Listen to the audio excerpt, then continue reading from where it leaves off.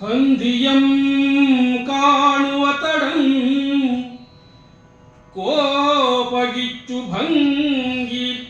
ಭಂಗಿಲೆಂದು ತಪಜಾರಿ ಮತಿಗತವಾಗಿ ಸಂದಯೋಗಂ ಹಿಂಗಿ ದಯೆದಾಂಟಿ ನೀತಿ ಪೀತಾನಂದವರಿತು ಹೋಗಿ ಹಿಂದೆನೆ ಗುರಿದೆದ್ದು ಸಿಕ್ಕಿದ ನಲಾ ಭೂಪನಿಂದು ನಾನಾಯ್ತು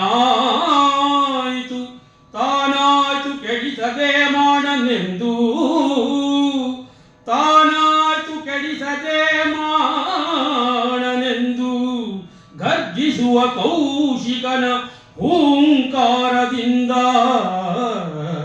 ಹೊಗೆದರಿಬ್ಬರು ಸತಿಯರು ಕೌಶಿಕನ ಹೂಂಕಾರದಿಂದ ಒಗೆದ.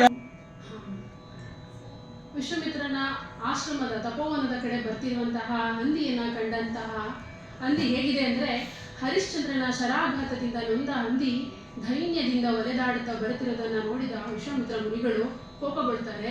ಕೋಪಗೊಂಡು ಹಂದಿಯನ್ನು ನೋಡುತ್ತಲೇ ವಿಶ್ವಾಮಿತ್ರರ ಕೋಪಾಗ್ನಿಯು ಭುಗಿಲೆಂದಿತು. ಒಂದೇ ಕ್ಷಣಕ್ಕೆ ಅವರ ಕೋಪ ನೆತ್ತಿಗೇರುತ್ತೆ. ಜಪವು ಜಾರಿತು, ತಪವು ತಗ್ಗಿತು, ಮತಿಯು ಗತಿಸಿತು.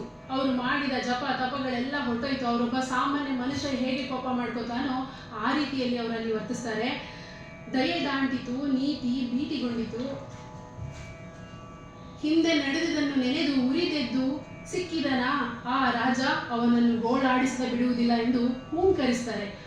ಆ ಹೂಂಕರಿಸಿದಾಗ ಹುಟ್ಟಿದರು ಇಬ್ಬರು ಸತಿಯರು. ಆ ಹೆಣ್ಣು ಮಕ್ಕಳು ಇಬ್ಬರು, ಅವನ ಕೋಪಕ್ಕೆ ಇಬ್ಬರು ಹೆಣ್ಣು ಮಕ್ಕಳು ಹುಟ್ಟುತ್ತಾರೆ.